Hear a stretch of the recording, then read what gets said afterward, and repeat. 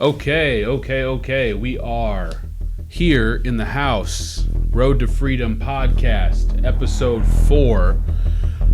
Cutting it pretty close. It is a Monday, and usually I try to do this on Thursday of the previous week, and I've not been able to do that. I've had some family come in, and I've just been ripping and running all around the place. I'm not complaining, it just is what it is, but no matter what, we're not making any excuses. We're going to get the work done. I'm really excited about this episode. I'm really excited every time I get to do these episodes because it allows me to get my thoughts out. It allows me to be able to share with you, my personal journey and what I'm going through on a day-to-day basis, and the things that me and my collaborators and friends and peers talk about, regardless if that's at the cigar bar or if it's at a venue or it's just working or whatever recreation we're doing. I have a lot of conversations with a lot of people, and to be quite honest, this is very difficult, really, to come in front of the cameras and have these conversations, but I think they're warranted, I think they're valid, and I think they have to be done, and I think I'm able to do that. So I really appreciate all your support. I appreciate everyone reaching out to me personally and telling me their story and the conversations I've sparked. And I'm going to keep doing it as much as possible and keep going. So this week, we're going to talk about your network. I wanted to talk about, my original plan was to talk about support systems, and I'm going to touch a little bit about that because I believe that the support system is absolutely monumental to success, especially on your road to freedom, on your road to financial freedom. And as I started to kind of think about this yesterday and try to figure out, kind of how I wanted to approach it, I kind of fleshed it out tonight, and I realized, your support system is going to be extracted from your network. And so I thought, maybe we should start there. Your network, as the saying goes, equals your net worth, right? If there's one thing in life that I've learned, is it's not about what you know, it's who you know. And you don't need to know a lot. You just need to know what you need to know. And if you know who you need to know, you'll get really, really far. Which means what?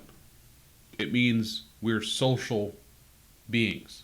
It means that you can go as high as you want to go if you know the right people. And the right people know you.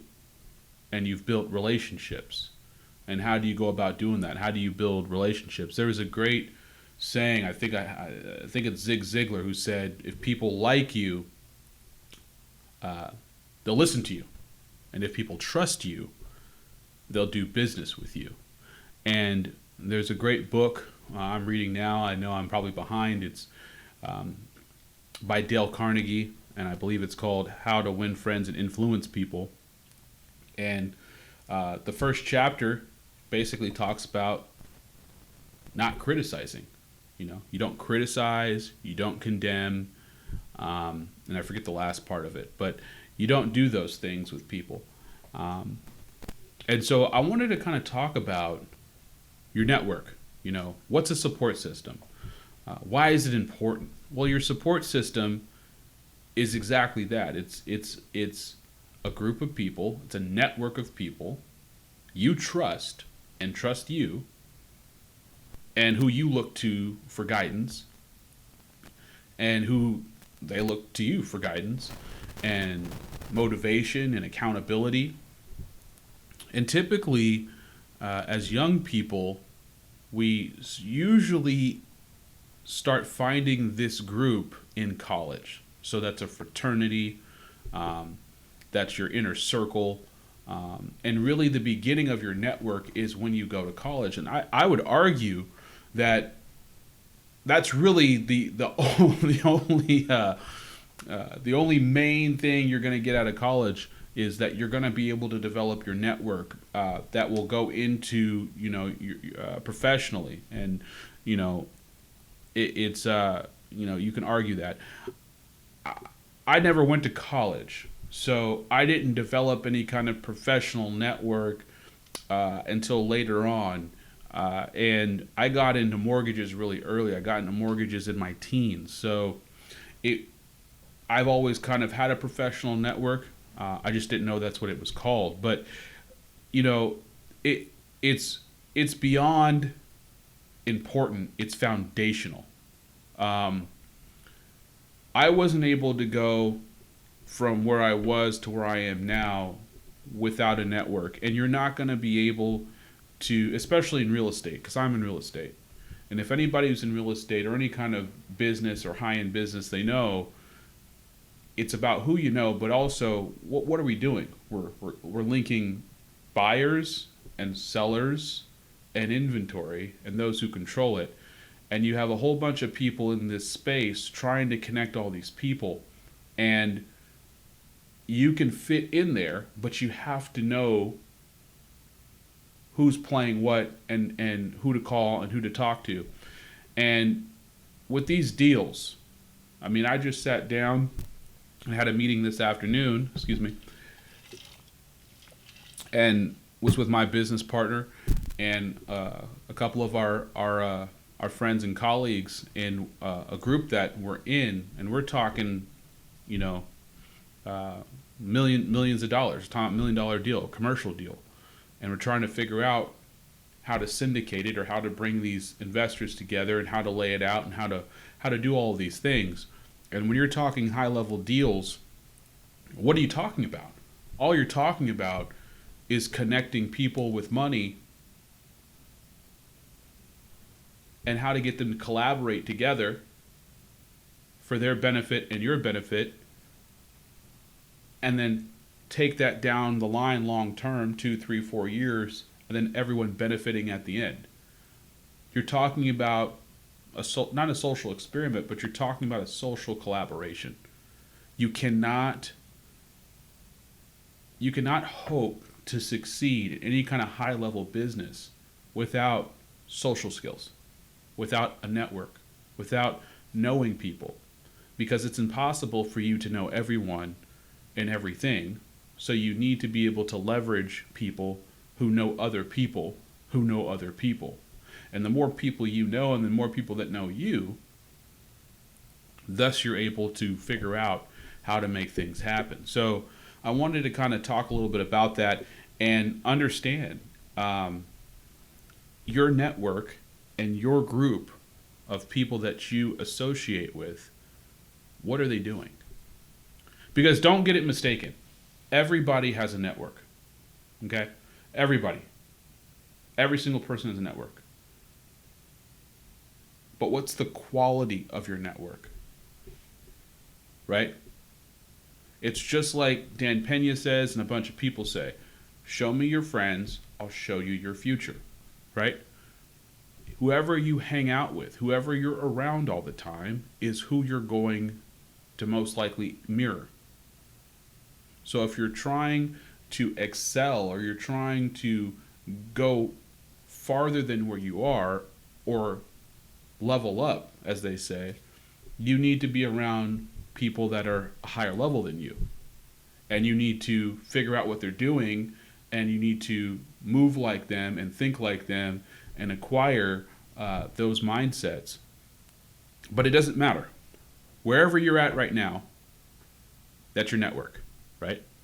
And if you want to go higher, that's where you're at. A lot of people, they are fine with where they're at, which is okay. You don't need to be someone who's constantly wanting to excel or climb or anything like that. But understand that the average of who you're around is where you'll be. So if you're okay with that, that's fine. If you're not, I don't want to necessarily say you have to cut those people off, because I don't believe that you actually have to just totally stop talking to the people that you know. But you will have to leave that circle, and you'll have to find a new circle. And sometimes you might have to be alone for a while, right? Because it's the old adage of crabs in a bucket, right? They pull you down. One tries to get out, and they're pulled down by the other. So you'll have to leave, and you might have to walk alone on that road. You might have to walk for a certain amount of time by yourself. And that's hard, right? It's hard to leave, what you've always known. It's hard to, the struggle is real. It's hard to struggle by yourself like that, or struggle if you have a significant other, which is a huge part of your support system, and I'll touch on that. But you have to understand that in order to get to the next level, you're going to have to move into a different circle. And not everybody can go, right? You can't bring everybody, because some people that are with you just aren't built for that. And that's okay. Doesn't mean that they have to be with you all the time. You can still, be associated with them, but we have to think about, I'm a big fan of reverse engineering, right? You think of your goal. What do you see? I talked about it on the last episode. Who do you want to be, right? Who is it you want to be, right? And if whoever you want to be, what does that person do? And what are you doing now? And if what you're doing now doesn't match up with what that person does, well, then you need to get there. And then you need to look at what's preventing you from getting there, right? And you need to think, how do I get there? Who can teach me these things? Who do I need to surround myself with? And that's how you reverse engineer it, right? So I wanted to talk about 3 major things when it comes to your network. And when I mean your network, and the way I'm talking about it now, is not your whole extensive web of people you know. I'm talking about your inner circle, all right? The people you can call up and you need to do a deal, call up and you need some advice, you call up and you need some assistance, you need some help. Your inner working, your inner circle. And that could be 5, that could be 2, that could be 3, that could be 10. But it's your inner circle group, your network. And I wanted to talk about 3 major things with that. Number 1 is accountability. Accountability. I'm going to talk for men. Men need accountability. We do. We need to be pushed. Okay? Doesn't matter how good you are. Doesn't matter how on top of your game you are. Everybody needs accountability, because as human beings, especially as guys, we will procrastinate. Accountability will, I would say accountability is the fertilization of growth. Okay? You can grow without fertilizer, right? Plants can grow, crops can grow without fertilizer. But fertilizer makes the soil very nutrient dense, and it allows things to grow quicker at a rapid pace. If someone's holding you accountable, if someone's holding you majorly accountable, is on top of you, hey, what's going on with this? Hey, I need this done. Hey, you said you're going to do X, Y, and Z by X date. What's going on? It's the same concept of going to the gym with a partner at the gym, right? So if you're coming and you're supposed to meet someone, it's easier. I shouldn't say easier, but you're more motivated to show up, right? So if you got someone who's calling you and is holding you accountable to what you say you're going to do when you say you're going to do it, more likely than not, you are going to do those things when you say you're going to do them. Especially when you have a group, and especially when, reputation's on the line or something like that. So it's important to have a group, a pack, a pride, whatever you want to say, that holds you accountable for what you say you're going to do, because that will speed up your growth and it will diminish your procrastination. And I believe that procrastination is the Achilles heel of anyone who wants to have major success or consistent success. Fellowship, we need camaraderie. We need to celebrate wins. I never really used to do that. I used to win, move on, and never really celebrate it. And it's tiring, and you don't feel like you're getting ahead, and you don't feel happy really, right? Because you're never really truly soaking up the win and thinking, and being dismissive about it. I mean, any win is a blessing. It shouldn't be taken for granted, right? It should be a blessing. It should be celebrated, You worked hard, you prayed, you overcome adversity. It could have been on the edge of something where you thought it fell through, but you got it done, you pushed it through, and you're happy for a minute. You're like, yes, we did this. And then it's like, okay, that's done. What's the next part we need to do? Pump your brakes.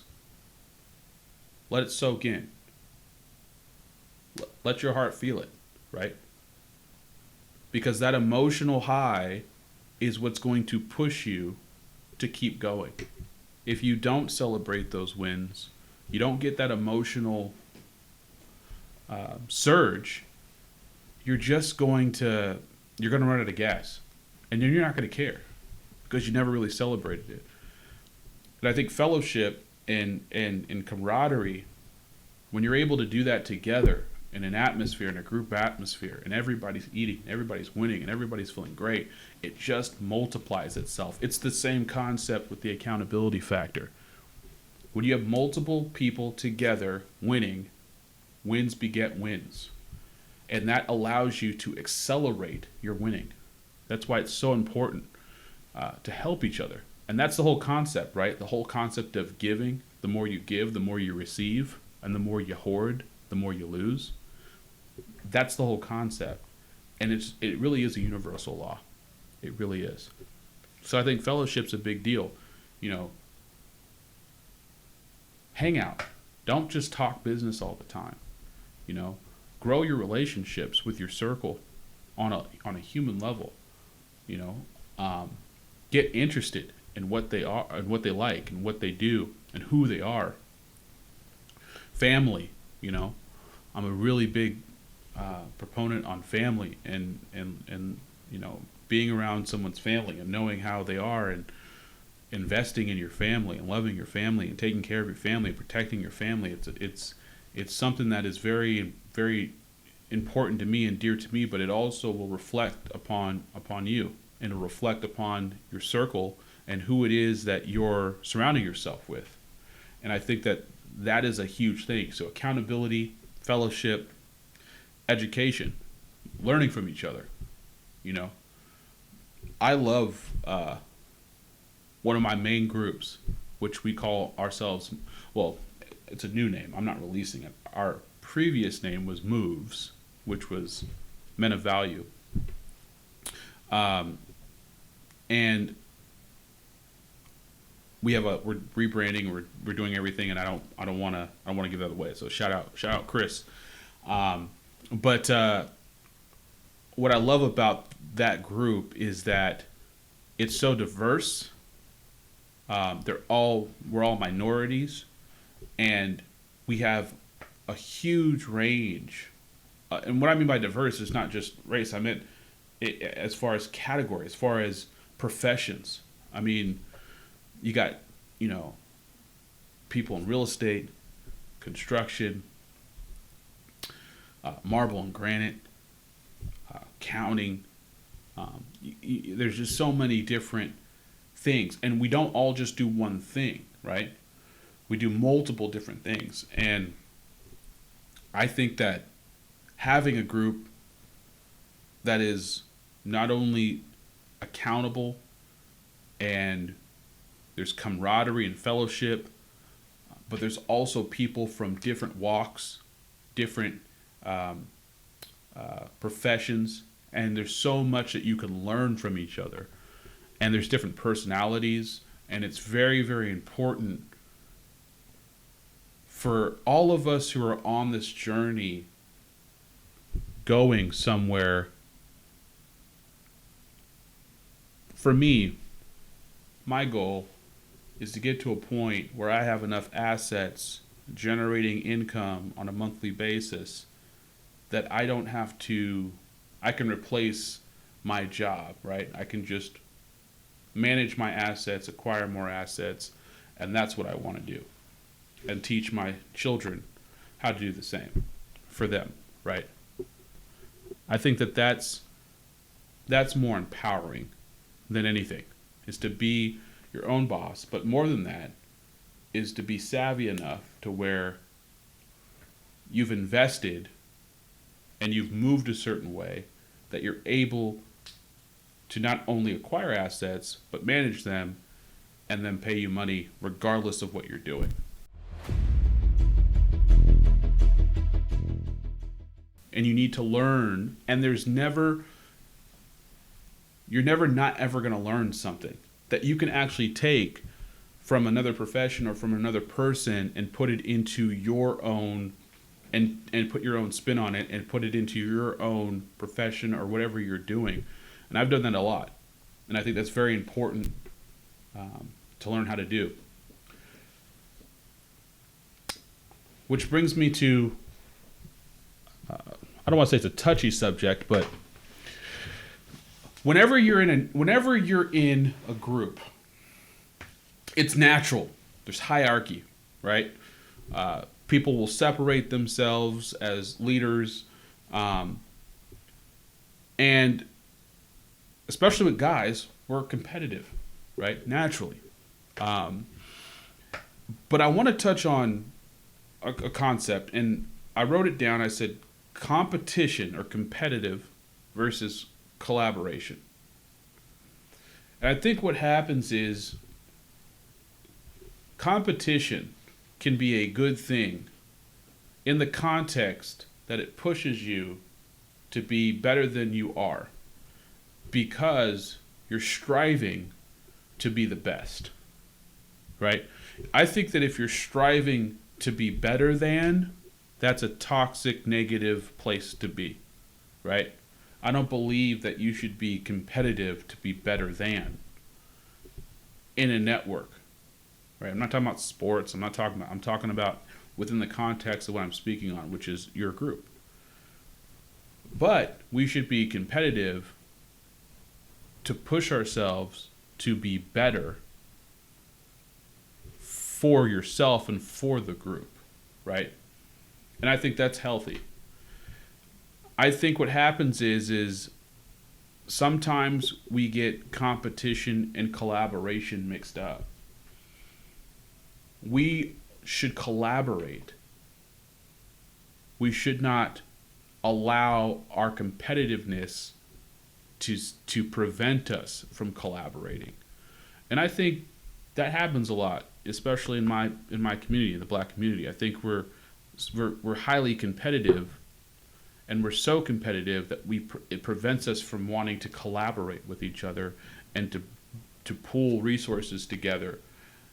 Because rather than, I forgot who told me this, but I've learned this lesson. I learned it early, and I think the person who told me this, and forgive me, I don't remember, but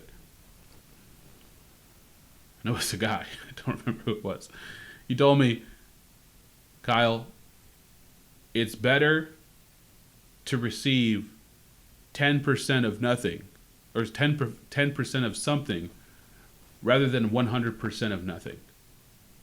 It's better to receive 10% of something than 100% of nothing, right? And I think that if we had that mindset, especially when it comes to competition and collaboration, you don't need it all, right? Because if you're going to push it, or you're going to, do something shady, or, be super competitive or backstab or whatever it is, so that you could have it all or most of it or half of it, then really, you're not really getting that, are you? Because you might get that deal. You might get that client. You might get that money. But is it worth losing your relationships over it? Is it worth losing your reputation over it? Is $10,000, is $100,000 worth your reputation forever? Your friends forever? I don't believe so. There's people that do, though. My philosophy is guard your reputation, do right by people, and be consistent with that. And the deals and the money comes. And I think that we need to worry more about collaborating with each other and building something together rather than competing with each other. And if we are going to compete, it should be in a healthy way, not in a toxic way.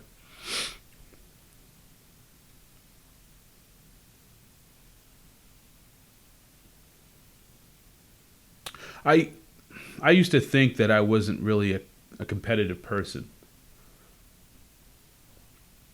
But I think that was a lie I told myself for a long time. And I think I did realize I was very competitive. And I cared extremely about where I was, and I compared myself to people a lot. And I always had this feeling that I was so far behind and I wasn't doing enough. And I was disappointed with where I was. And I realized, well, I shouldn't say I realized, but through various conversations with people, I started understanding, and looking up, statistics and things like that. I started understanding, I'm beyond blessed, right? And there's a great many people that aren't where I'm at my age, in my demographic. And so I think that not only puts me in a completely different category for a fact, but for me, it put a lot in perspective that, you think you're behind, but you're way ahead. But remember what I said before about your network. Wherever you see yourself going, you're trying to get into circles so that you can see how it works. There was a clip, and I'm not gonna look it up. I'm not gonna play it. I'm gonna get better with OBS and do all that, and we'll get there. But I saved it, and I wanted to talk about it on this broadcast. Bun B, rapper from Texas, one part of UGK. Rest in peace, Pimp C, Chad Butler. Shout out to my wife Jess, who loves UGK. He was talking about Jay-Z, and he was saying, do you notice how the more money Jay-Z makes, the less he adorns his clothing? Right? And what he meant by that was like, the jewelry, and the clothing. And he was saying that he's around people who are wealthy. I mean, truly wealthy. And they don't care about things like that, right? I know y'all have seen the picture. Who was it? I forget what rapper it was. But I believe it was Elon, right? And Elon's sitting at the game, and he's next to a rapper, and the rapper has just a ton of ice on, right? And Elon's sitting there in like a freaking t-shirt and a scarf or whatever. It's ludicrous. It makes you it's jarring when you see that, right? Because the guy sitting next to Elon, he don't got no money compared to Elon, right? and Elon's walking around with a black T-shirt or And the point was he was making is when you're around people that are truly wealthy, priorities shift because they don't need to prove. It's the same concept of guys who can fight or are confident in where they are. They don't need to be loud. They don't need to flaunt. They don't need to draw attention to themselves, right? No need for that. You think Warren Buffett needs to prove that he's rich? Everybody knows Warren Buffett, right? Same with Elon. Everybody knows Elon. I think I think that would help us with our network if we're around people that, and I don't want to get into the second part because I'm going to do this in two parts because it needs two parts. And when I was going through all the points with my wife, she was like, you should probably split that in two. And I was like, yeah, you're probably right. Because I don't want to be here for 4 hours. And nobody would watch this. I don't want to get into that part. But I think it's very important for us to be supportive and collaborative in that domain and realize the only person you need to prove anything to is yourself. And when you can operate in that space, it makes you powerful because you don't have any concern or any outside oppression of meeting somebody else's standard and trying to act or replicate or compare in order to prove something to someone or anyone or people in general or the internet. Replace that with whatever. And I think that if we are supportive to each other and you have a support system of people that are, trusting you and giving you guidance and counsel and pushing you and holding you accountable and are comrades and are helping you to educate yourself on things you don't understand or trying to push you in a certain way that you want to be pushed in the direction that you want to be pushed is what I'm trying to say is if you have that, you're not going to be concerned about proving because it's not about that anymore. It's about trying to be the best version of yourself and trying to be the best at what you do so that you can provide what you do to the group and you can be valuable to the group, right? If people are not calling you within your group or period to help them with stuff, then you need to figure out what it is that you're good at and get better at that and promote that and tell people about it so that people will call you. And you and whatever it is that you're doing or have done, you need to be the expert on that, right? No point in being in a group with 5 tech people. Get out of that group. Go into a group where there are no tech people and be the expert in that group, right? And provide value for your friends, provide value for your group, and help people. You have to give first, like I said before. You got to give so that you can receive, right? And the last thing I really wanted to talk about, I kind of touched on, was support or being supportive or having or giving conditional support. What do I mean by that? Support should be kind of like grace, meaning that support should be free, right? You should give support to people because it's the right thing to do, right? You should want to help people. In the context of a network, you're supporting each other. And that has to be a free will, has to be a free thing, right? So you're going to support because they're going to support you, and everyone's supporting each other. It's not a conditional support. Well, I'm not going to help you and I'm not going to support you unless you do this for me. Well, I did this for you, so you need to do this for me. No. No. How will that ever survive? That only breeds resentment, bitterness, jealousy, anger. And I don't want to get into the second part. It's going to be great. I don't want to get into it. I'm not going to go there. But my point is that if you come from that space of conditional support, right? Or conditional love, right? I mean, I don't want to get into that either because that's just another whole thing.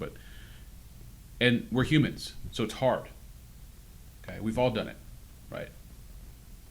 We're all going to do it. But it's our job to be self-aware or to grow in emotional intelligence, to become more self-aware, to understand when that happens, and then to nip it in the bud or apologize when you realize you did it, right? If we're so worried about the comeback, we're never going to give it out in the first place.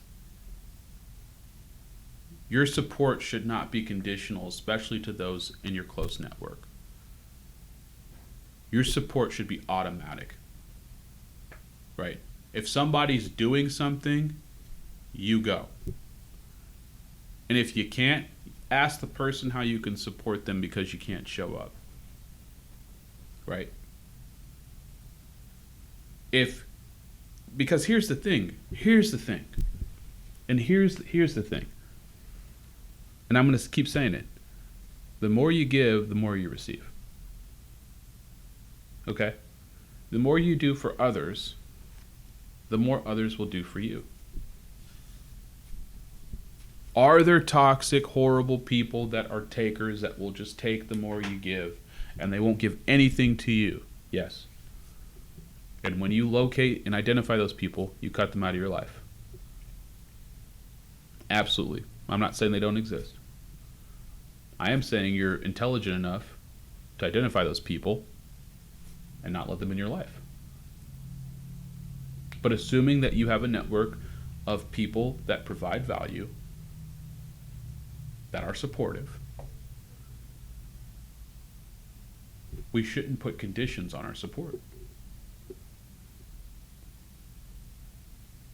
My boys always say, why do you always call everybody brother? Because that's the energy I approach life.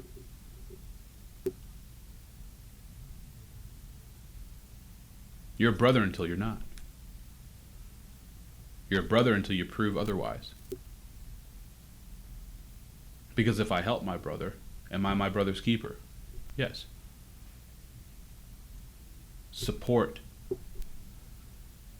If you can't give money, if you can't, pay for a ticket, if you can't show up to a TED Talk, shout out my boy Chris again.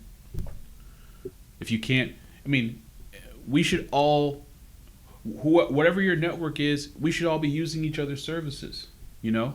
Noe's a realtor, and Noe's he has a cement company, construction company. Just talking to my boy Ian and Andy, talking about a commercial deal. Antoine, he's a realtor.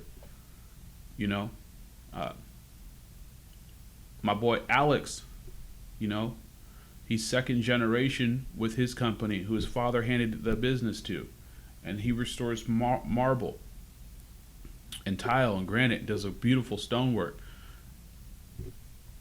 If I need some counters and I want to upgrade my counters, I'm calling him. If I need to buy or sell a house, I'm calling Antoine. Talking to Ian and Andy on another deal right now. Helping Noe out with another deal. We provide value. We help each other. And over time, those bonds grow and people start branching out or building relationships with other people. And, the beautiful thing about people is that when their network grows, so does yours, right? When they're successful, so are you. I think that's the weird thing is, why do we think that if you're successful, then I'm not going to be? So I need to stop you from being successful so that I'm going to be successful.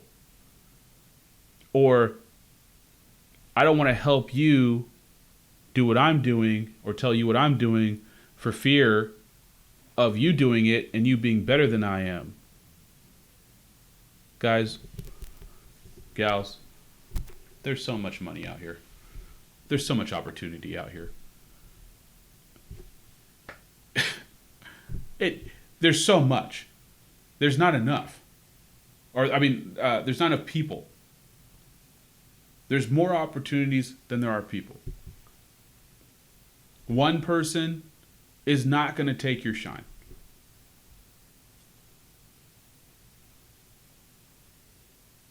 I'm putting on an event Thursday at the Tampa Club.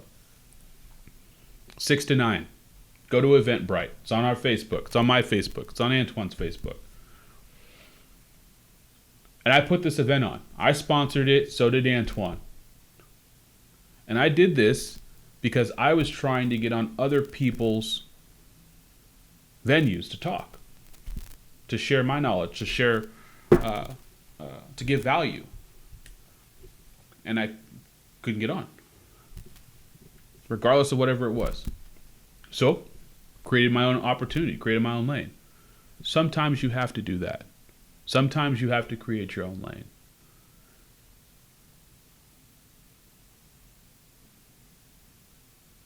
So the last thing I'll say is, don't allow anyone to prevent you from where you want to go. I've been in mortgages since 2005. I got designations. I'm telling you. I'm legit. Yeah, my track record speaks for itself. Okay? And even I felt that I couldn't get on certain places. And sometimes you got to create your own lane. And sometimes God allows that to happen so that you will create your own lane. Or if you want it more or want it that bad, you will do that or you won't. But in this game, on this road, it's pay to play. And you got to do that. So this is part 1. Network equals net worth. Talked about what a support system is, why it's important, what it can do for you, what you should look at with your team or with your group. Touched on a little bit about who you should cut out. I really want to talk about that on the second part. The second part, I'm going to talk about energy, toxicity, fake positivity, trauma, feelings, instincts, all those things. But I want to leave you with this.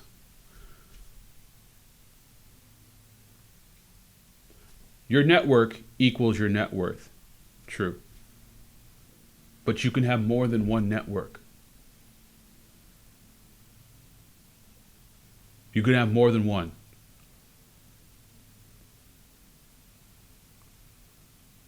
Give more than you take, and your cup will overflow. Give more than you take, and your cup will overflow. Give opportunities, give value, give help, give advice, give money, give support, give time, give energy, give compliments. Show up to stuff. Help, collaborate. Think about those things. I don't have a good outro yet. I don't know what I'm going to do with the outro. But if you guys have ideas, let me know, because I got to figure that out. But I think that this is a great way to put a what do you call it? Put a pin in it. Put a bookmark in it for this conversation. And next week we're going to talk about the second part of this. So I appreciate you guys being with me. Have a great night. Take care. Bye.